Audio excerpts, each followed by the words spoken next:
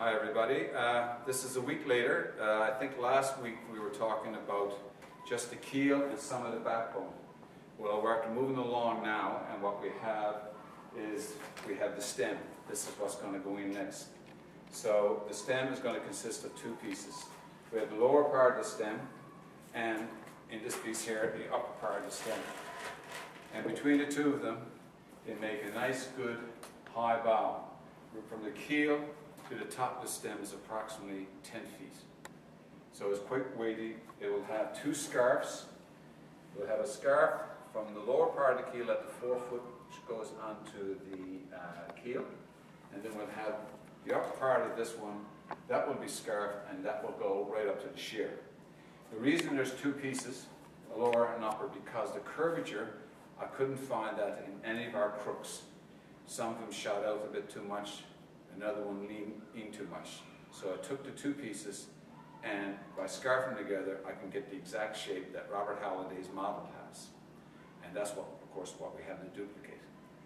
When the upper part of the stem goes on, the distance then, and I did this through our template just to make sure that we are on line with the model. The distance from this to the stern of the boat is approximately 33 feet 6 inches, and that's what we will get with this. So in that way we're quite lucky. But I had to scarf the keel to make sure that that shape is there. When this gets fitted, because it's far from being fitted right now, when this gets fitted, there's other wood to go in it. And we'll be looking at that next week, but very briefly, what will go in this is this joint here will not be strong enough, because it's just a short distance. That's where the scarf of the keel and the stem meet, this short distance. So what we'll do, we'll put another piece of wood over the top of this. Let's call it forward deadwood. And we'll also put a piece running up the inside of the stem called an apron. This here will be bolted to this, plus the bolting will happen between the apron, the lower part of the stem, and the upper part of the stem, and that will make it very, very strong.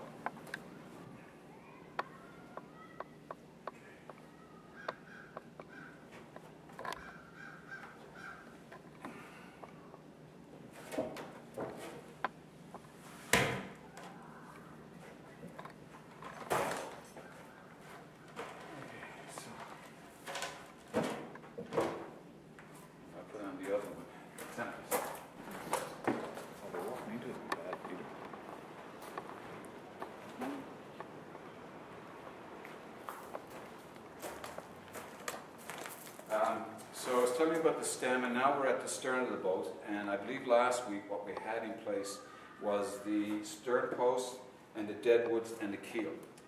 I do know that we didn't have them bolted last week, but now we do. We have each one of this is 3 deadwoods here.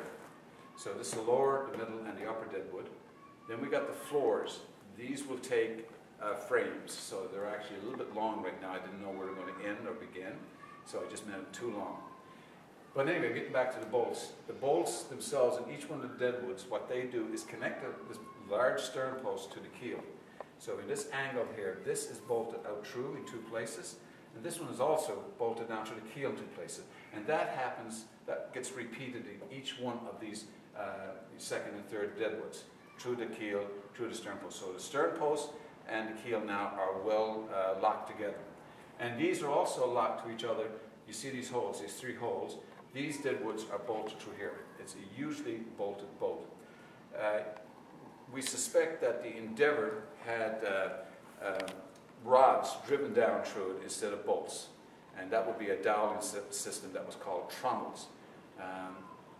I'm not using these trommels, I'm using bolts because I'm making the assumption that if this boat does make it to the water, I feel much safer with a method that I've actually all my boat building experience has, and that is using bolts.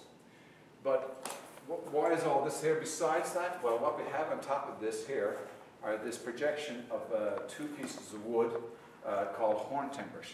And they project and cantilever over past the stern post, about 2 feet past the stern post, and on top of that will be laid the transom. The transom itself is bolted to this, but I put some additional ones, those small knees, so the transom gets bolted to this and bolted to these knees. that's about it for this back area here. I just want to show you a few things that when the Indeavour was originally built and the fastening system was these dowels. So what we have is a hardwood dowel and we have a hand auger between the two. That's what makes the fastening system. Basically, the hand auger was used to bore into the wood at a size of the diameter of this dowel. That would go down and go either through the two pieces of connecting, this piece here, say, in the keel. So this would go either all the way through or partly the way through, but it has to go into this piece here. It has to go through this piece into that. Then when that was bored, they would drive this hardwood dowel. This is a bit of birch, and what they would do, they would drive the dowel down through it into a hole that was just the same size as this, so it went down tight. The big thing about this was that this wood here would be at, say, 15 to 20% moisture content, or even greater if you were building it out of somewhat green wood. But this piece here was heated and dry. It was dried and heated, so it should go into the boat at very low moisture content, somewhere around, say, 10%. So when this was driven into it, what happens is that the moisture that's in the larger piece, this would absorb it and would swell, making it even that much tighter in the connection. Then on top of that, once it got driven down flush with the top of the keel, they would drive a second wedge in. So they had a small receiving hole, and they would drive a hardwood wedge down through this, which would again spread out, and thus locking the dowel in the wood. And that's how that was